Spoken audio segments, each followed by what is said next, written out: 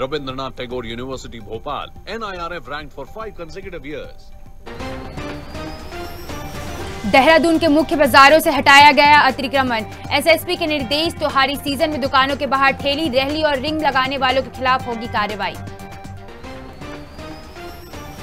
Haridwar jail से फरार कैदियों का नहीं लगा सुराग। गढ़वाल रेंज आईजी ने 50-50 हजार रुपए इनाम की घोषणा की। तलाश के लिए विशेष टीमों का गठन। देहरादून टनकपुर ट्रेन को बेपटरी करने की साजिश। रेलवे ट्रैक पर रखा 8 फीट लंबा 300 वर्ग एमएम का मोटा केबल। लोको पायलट की सूझबूझ से हादसा टला। गंगोत्री हाईवे भूस्खलन से रतूड़ी सेरा के पास बंद हिल कटिंग के दौरान हाईवे पर गिरा बोल्डर। मालवार दोनों और वाहनों की कतार लगी। जोशीमठ में निर्माणाधीन हाईवे पर हुआ भूस्खलन। चट्टान अपनी तरफ आते देख जान बचाकर भागे मजदूर। पहाड़ कटिंग के दौरान हुई घटना।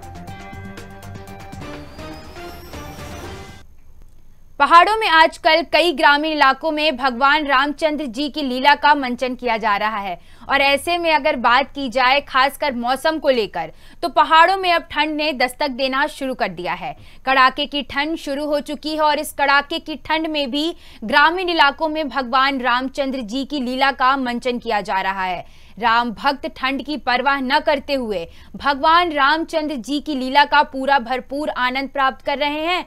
तो वही एक और बात करें जोशीमठ में तकरीबन 6 किलोमीटर आगे ग्राम सभा मेरठ की, तो यहाँ भी भगवान रामचंद्र जी की लीला का मंचन किया जा रहा है, जिस लीला को देखने के लिए यहाँ हर दिन सैकड़ों की तादाद में राम भक्त पहुंच रहे हैं और भगवान रामचंद्र जी की लीला का भरपूर आनंद प्राप्त कर रहे हैं। आपको बता दें कि ग्राम सभा मेरठ में इस बार 3 वर्षों की बाद भगवान श्री रामचंद्र की लीला का मंचन किया जा रहा है।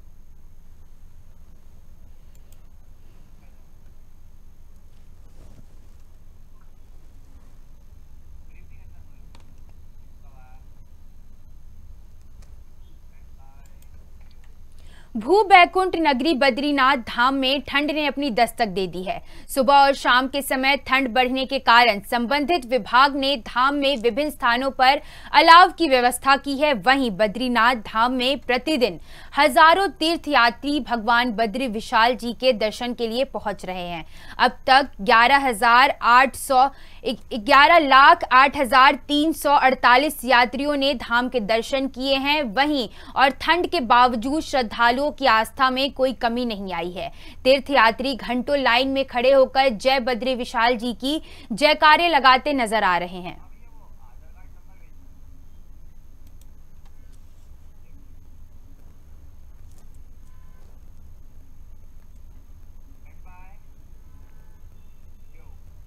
खटीमा फाइबर्स लिमिटेड में 6 करोड़ रुपए की बकाया राशि नहीं मिलने पर व्यवसायियों ने नए प्रबंधन का घेराव किया है। पुरानी व्यवस्थाओं के तहत गत्ता, भूसी और कबाड़ प्रदान करने वाले करीब 12 व्यवसायियों ने मात्र 1% राशि मिलने के बाद विरोध जताया है। खटीमा विधायक भुवन कापड़ी ने व्यवसायियों की मांगों का समर्थन किया है और उन्होंने कहा है कि यदि 15 दिनों के भीतर बकाया राशि का भुगतान नहीं किया गया तो आंदोलन किया जाएगा। व्यवसायियों ने तालाबंदी करने की चेतावनी भी दी है।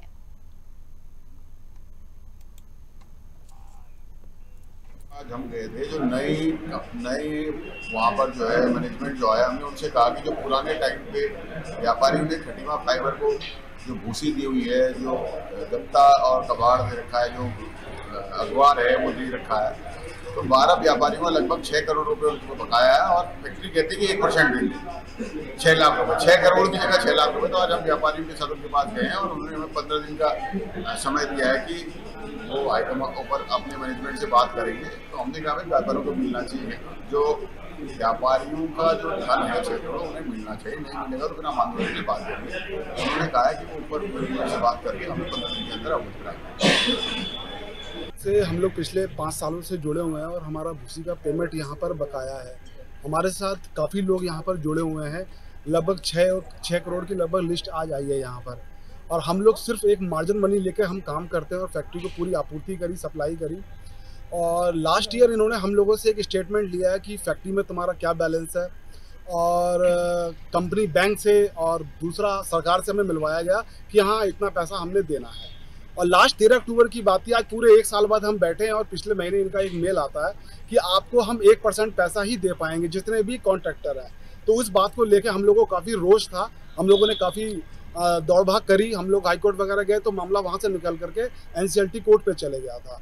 अब कोर्ट में चले गया तो मामला कोर्ट का है, तो हम लोगों ने इस फैक्ट्री को आज हम इसलिए इकट्ठे हुए हैं माननीय विधायक जी के साथ में कि जो हमारा ये 6 करोड़ रुपए है, ये हमारे सभी लोगों, बहुत ही गरीब भाई हैं, सब लोग हैं और कहीं के घर में शादी है, कहीं बीमार हैं और ये पैसा इन्होंने हमारा रोका हुआ है। तो आज विधायक जी के साथ बैठ के अग्रवाल जी हैं यहाँ पर, मैनेजर साहब, उनसे काफ़ी अपनी दरखास्त करी है, लेकिन उससे कुछ बनेगा नहीं बात, क्योंकि केस तभी सॉल्व होगा जब ये फैक्ट्री में गेट पे ताला लगेगा, तभी हमारी सुनवाई होगी। कि उन्होंने अपने व्यूज पॉइंट बताए थे और उनका यह कहना था कि जो पैसे हैं वो उन सबको मिलने चाहिए।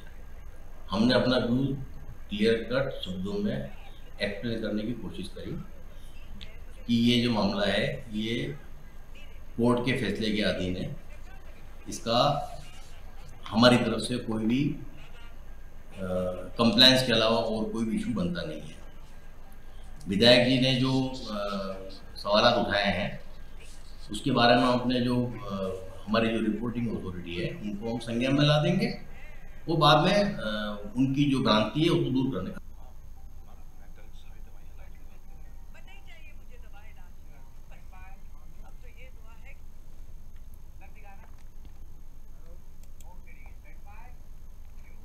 चमोली जिले के जिलाधिकारी संदीप तिवारी के सख्त आदेश पर मुख्य सड़कों पर बड़े गड्ढे को भरने का कार्य शुरू हो गया है। पहले चरण में जोशीमठ ज्योतिर्मठ मार्ग पर गड्ढा भरने का काम किया जा रहा है। गड्ढे भरने की इस कार्रवाई से जोशीमठ और ज्योतिर्मठ के नगरवासियों में खुशी की लहर है। क्षेत्रवासियों ने जिलाधिकारी संदीप तिवारी का तहे दिल से धन्यवाद किया है।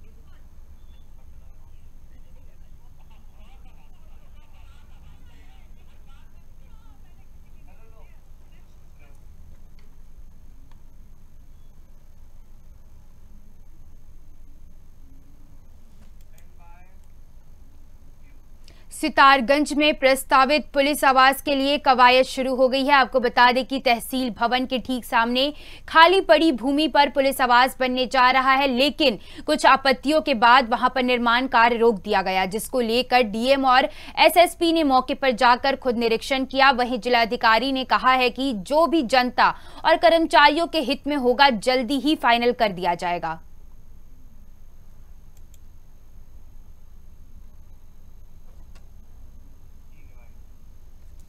एसएसपी साहब और साथ में एडीएम साहब और एसपी सिटी साहब सब साथ में हैं और हम लोगों ने ये आज प्लान किया कि जो अगला फ्यूचर डेवलपमेंट है ऑफिसेज का, रेजिडेंस का, तहसील का या पुलिस का, उसके लिए जो लैंड दी जाए वो सुटेबल लैंड दी जाए। साथ ही साथ जो सबसे बड़ा उद्देश्य है कि तहसील बड़ा ही कह लीजिए कि ऐसा कैंपस होता है, ऑफिस होता है जहां हर आदमी आता है, गरीब से गरीब आता है और बड़ा से बड़ा आदमी भी आता है, भीड़ लगती है, वहां अधिवक्ता भी बैठते हैं, हर तरह के लोग आते हैं। तो जमीन बिल्डिंग बन गई लेकिन उसके सामने जमीन नहीं है, वो भी इस तहसील के लिए ठीक न लगता। ये सारे बिंदुओं को देखने के बाद हम लोगों ने तय किया खुद निरीक्षण करने कि आने वाली जनता, सब रजिस्ट्रार ऑफिस, ट्रेजरी, कैसे हम सबको व्यवस्थित कर पाएंगे, अधिवक्ताओं को भी कैसे सुविधा दे पाएंगे। इन सारे बिंदुओं को हम लोगों ने अभी वहाँ भी स्थल का निरीक्षण किया अभी जो ज़मीनें हमारे खड़ा के रूप में पड़े हुए हैं उनको भी देखा।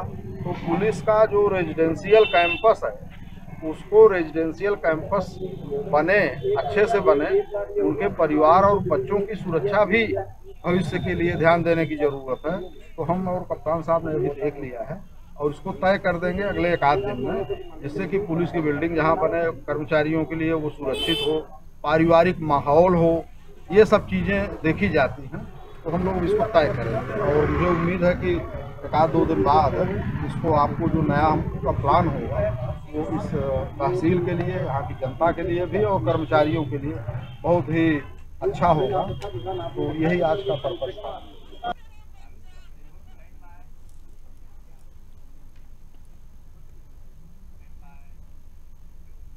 भारतीय जनता पार्टी ने कर्णप्रयाग विकास खंड सभागार में सक्रिय सदस्यता अभियान की बैठक आयोजित की है।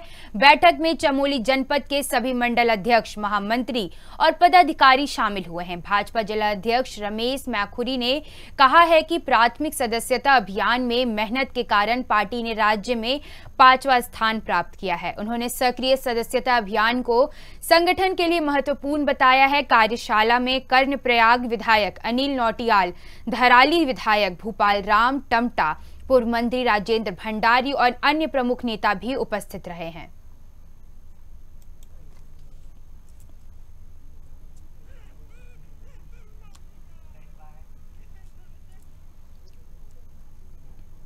आज कलेक्ट्रेट के ऋषिपर्णा सभागार में जिलाधिकारी सिवनी बंसल ने जन सुनवाई कार्यक्रम में 107 शिकायतें सुनी हैं। शिकायतें भूमि कब्जा, अवैध अतिक्रमण, विद्युत, पानी और सड़क निर्माण से संबंधित थी। जिलाधिकारी ने अधिकांश समस्याओं का मौके पर निस्तारण किया और अन्य मुद्दों के लिए विभागीय अधिकारियों को निर्देशित किया है। विकासनगर से आए जीवन सिंह ने दैवीय आपदा में क्षतिग्रस्त मकान की समस्या बताई है, जिस पर जिलाधिकारी ने एसडीएम को 1 हफ्ते में कार्रवाई करने के निर्देश दिए हैं। इस अवसर पर अन्य अधिकारी भी मौजूद थे। अराउंड शिकायत प्राप्त हुई थी। सो उसमें जैसा हमारा एसओपी बना हुआ है कि जो त्वरित निस्तारित की जा सकती हैं उस पर मौके पे ही हम विभागीय अधिकारियों से और जो हमारे साथ बीसी से जुड़े होते हैं, हमारे दूरस्थ क्षेत्रों के अधिकारी, उनसे समाधान करने की प्रयास करते हैं। और जिसमें रवानगी करनी होती है जल्द एनफोर्समेंट के लिए, तो उसमें मौके पर ही टीम्स कंस्टिट्यूट करके कोशिश की जाती है कि उनको कार्रवाई के लिए बोल दिया जाए। और थर्डली कुछ हमारे प्रकरण होते हैं जिसमें थोड़ा समय लगता है, मौके पे रिकॉर्ड्स और फैक्ट्स को चेक करते हुए वो आख्या देते हैं, तो ताकि हमारे अगले दिवस तक उस पर हम कुछ डिसीजन ले सकें। सर, आपके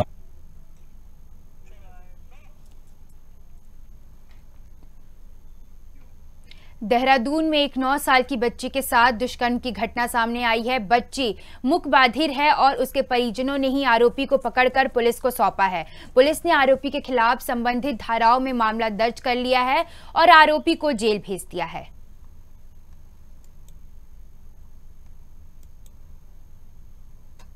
नगर है उसमें थाने पर एक 9 साल की मुख बाधिर बच्ची के साथ जो है दुष्कर्म के संबंध में जो अभियोग पंजीकृत किया गया था, तो उसमें तत्काल पुलिस के द्वारा जो संवेदनशीलता दिखाते तत्काल उसमें अभियोग पंजीकृत किया गया है और विवेचना के आधार पर जो है जो उसमें अभियुक्त नामजद था उसको भी गिरफ्तारी कर ली गई, उसको भी माननीय न्यायालय पेश किया जाए और आगे उसमें ठोस और सार्थक साक्ष्य संकलन कर जल्दी ही उसमें आरोप पत्र प्रेषित किया जाएगा।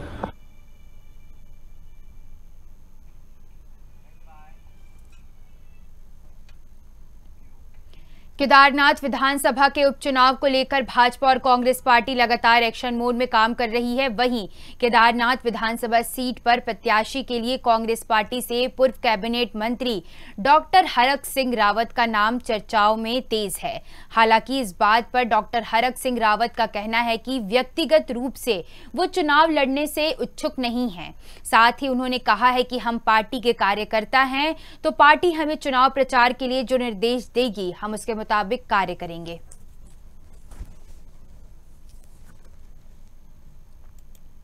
मैं बहुत इंटरेस्टेड, देखिए मैं एमएलए के चुनाव लड़ने के लिए ना 22 में इंटरेस्टेड था।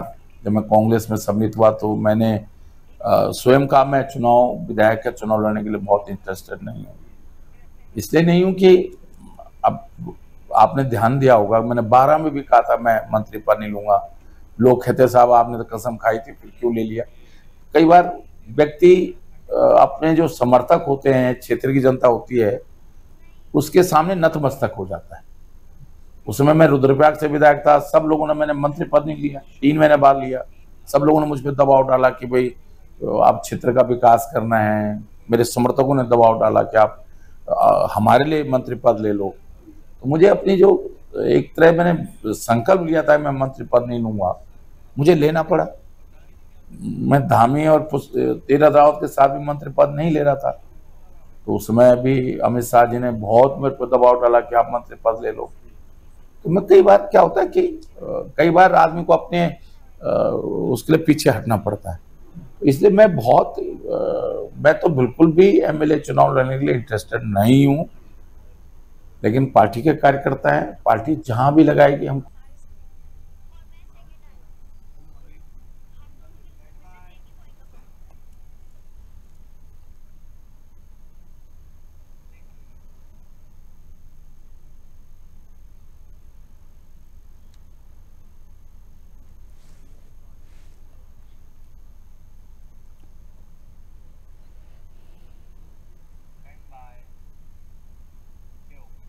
उत्तराखंड महिला कांग्रेस की प्रदेश अध्यक्ष ज्योति रौतेला ने केदारनाथ विधानसभा उपचुनाव में महिला कांग्रेस की नेताओं की ओर से व्यापक स्तर पर प्रचार प्रसार करने की बात कही है। उन्होंने कहा है कि अभी तक पार्टी में कोई ऐसी महिला दावेदार सामने नहीं आई है जो केदारनाथ विधानसभा उपचुनाव के लिए चुनावी मैदान में उतरना चाहती है। उन्होंने कहा है कि पार्टी की ओर से जिसे प्रत्याशी के तौर पर मैदान में उतारा जाएगा, उसके पक्ष में महिला कांग्रेस की कार्यकर्ता घर घर जाकर चुनाव प्रचार करेगी।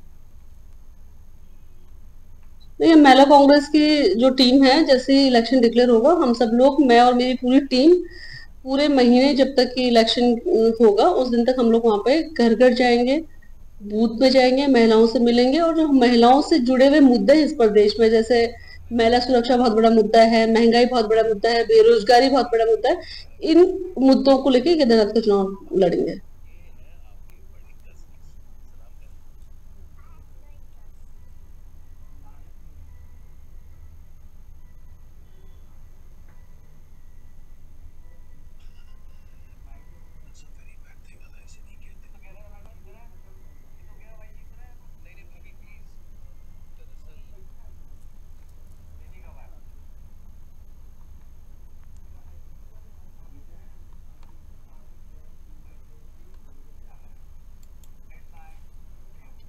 हल्द्वानी में राज्य आंदोलनकारी हरीश पनेरू ने प्रेस वार्ता की है और बताया है कि बीते माह 20 सितंबर को ओखल कांडा के युवक मनमोहन को खनसयू थाना में उप निरीक्षक सादिक हुसैन और 2 सिपाहियों द्वारा बेरहमी से पीटा गया था, जिस पर उन्होंने आंदोलन किया है।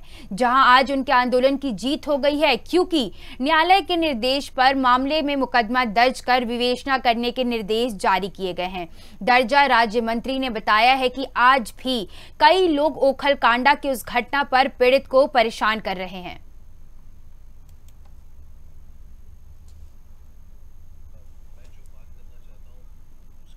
मदन बलगाई जी द्वारा मेरे को बार बार फोन किया जा रहा है कि आप पुलिस से राजीनामा कर लो, पुलिस से किसी प्रकार की दुश्मनी मत करो, आप मारे जाओगे, इस प्रकार से वो दबाव बना रहा है। और ये जो पैसे वाली बात कर रहा है बिल्कुल गलत बात है और मैं अपनी न्याय की लड़ाई लड़ना चाह रहा हूँ। इससे मुझे किसी प्रकार की दुश्मनी नहीं है। बहुत से मुझे किसी का खतरा होता है, इसमें वो लोग जवाबदार रहेंगे। सीन लोग पीड़ित को न्याय दिलाने में नाकाम रहे और लगातार सत्ता पक्ष के लोगों द्वारा पीड़ित के साथ जो है धमकाया जा रहा है, उसको समझौते के लिए बाध्य किया जा रहा है। और मुझे ऐसा लगता है कि हम आप सब पत्रकार भाइयों के आशीर्वाद से उस पीड़ित को न्याय दिलाने में अब तक सफलता हमको पहली सीढ़ी के रूप में मिल चुकी है।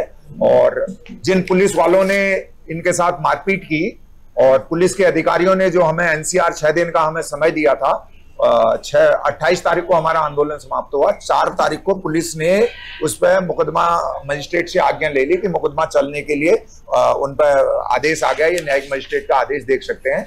अब लगातार उत्तराखंड के स्वाभिमान और उत्तराखंड के किसी नौजवान को ऐसे पीटा नहीं जाएगा। इस लड़ाई से ये साबित होता है और निश्चित रूप से हम आने वाले समय में भी जब तक पीड़ितों को हम सलाखों के पीछे नहीं भेजेंगे, ये न्याय प्रक्रिया जारी है और लोगों को गुमराह होने की आवश्यकता नहीं है। और जो लोग गुमराह कर रहे हैं, पुलिस प्रशासन से हम निवेदन करते हैं कि जब न्यायिक प्रक्रिया एक गतिमान है, लोगों को गुमराह जो कभी FIR देते हैं, कभी वापस लेते हैं, तो उनके खिलाफ भी 420 का मुकदमा बनता है। अगर वो नहीं संभले तो उनके खिलाफ भी कानूनी कार्रवाई अमल में लाई जाएगी।